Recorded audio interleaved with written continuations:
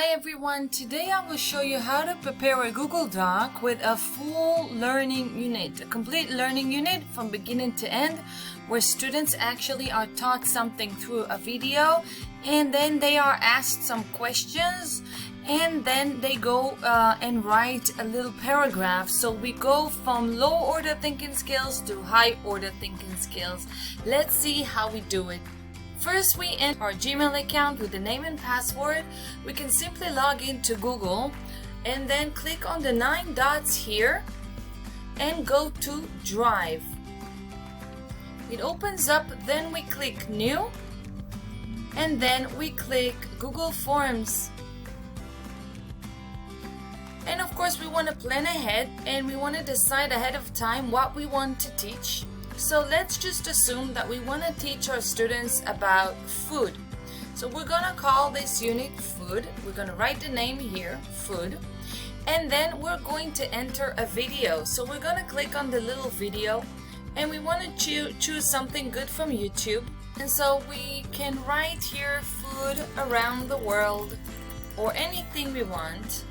And then we need to look for a good video for our EFL students, learners of English as a foreign language. And so we can choose something short. Of course, we don't really want to go over 5 to 7 minutes, and we select. Then we definitely want to see if this is a good video for us, and we write the instructions. Watch the following video and answer the questions below.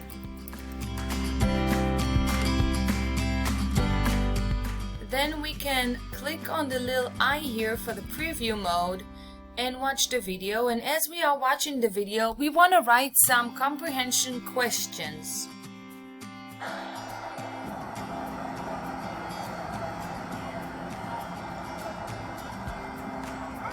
Can I buy a hot dog? Okay. Ketchup, mustard? Yes, please. Okay, I have a question. I'm gonna write it. I'm gonna write it on a piece of paper, and then I'm actually going to write it inside the Google Doc. So I'm gonna write it now on a piece of paper, and I'm going to write a few of them. And then I'm going to go back and click the pencil and I'm going to write the questions. We want to start with multiple choice questions because we want to go from easy to hard. And so we want to write something like, the woman is ordering a, and then we want to write here hot dog or ketchup. We continue and we add a few more questions. If the questions are more or less similar, we can just duplicate the question and change the question or some of the answers every time. So let's look at the options. We have multiple choice questions where we have only one answer, one correct answer. If we change it to check boxes, then students are able to click a few answers. And short answer is just a sentence or a word, and a paragraph is more like a composition or a few lines, a few sentences. If we want to make sure that students respond and answer and don't leave an empty answer, then we want to change this to required. I'm going to move this back to multiple choice.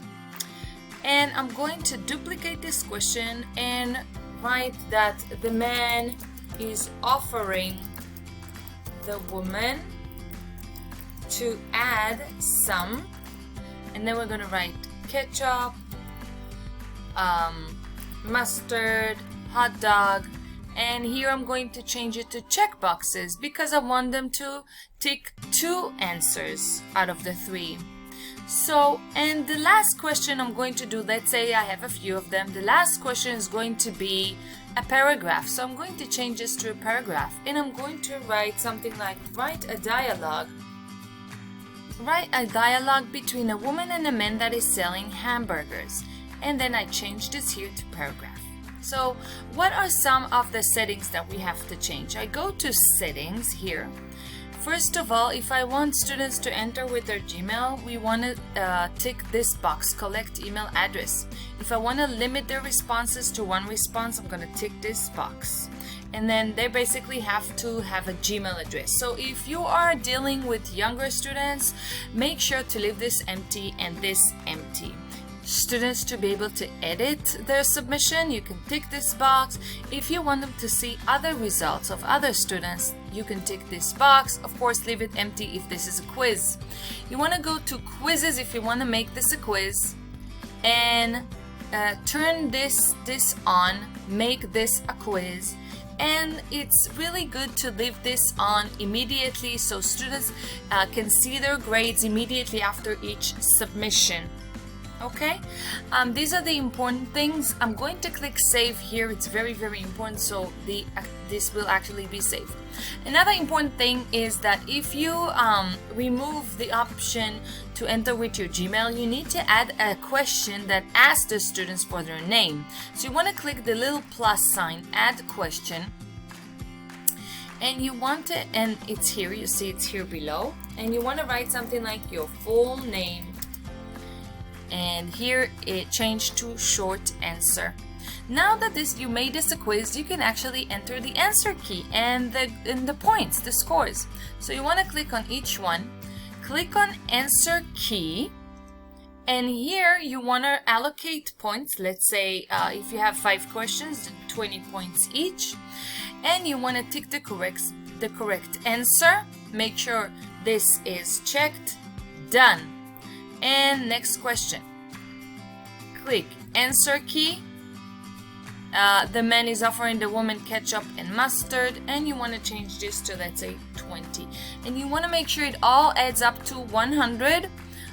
You don't want to include the paragraph. This you want to check individually. So leave this with 0 points, so students will get their final grade for the multiple choice questions without the paragraph, because you will actually have to check that individually. And then of course the name, you want to click on the 6 dots here and move it up, so this will be the first question.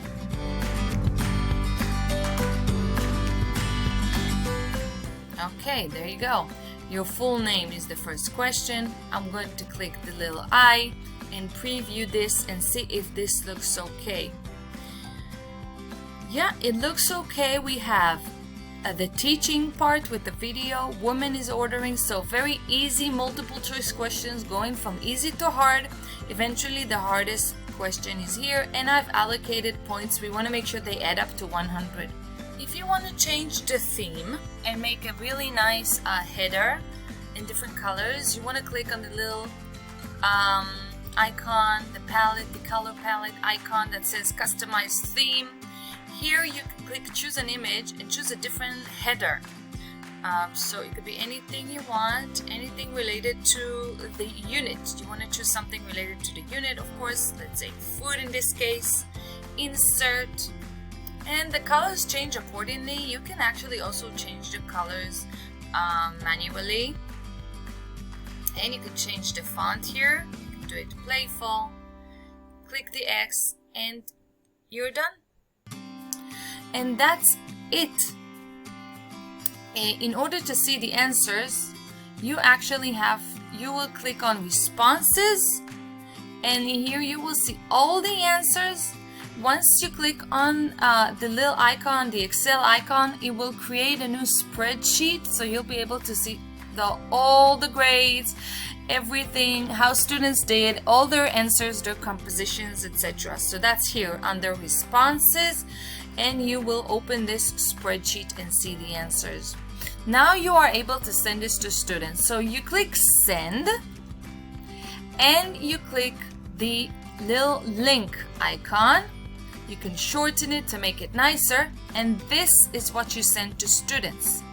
This is what you send to students. This is what you upload to Moodle, a link to this address. So I hope you enjoyed this tutorial, and will make wonderful learning units for your students from beginning to end. Enjoy!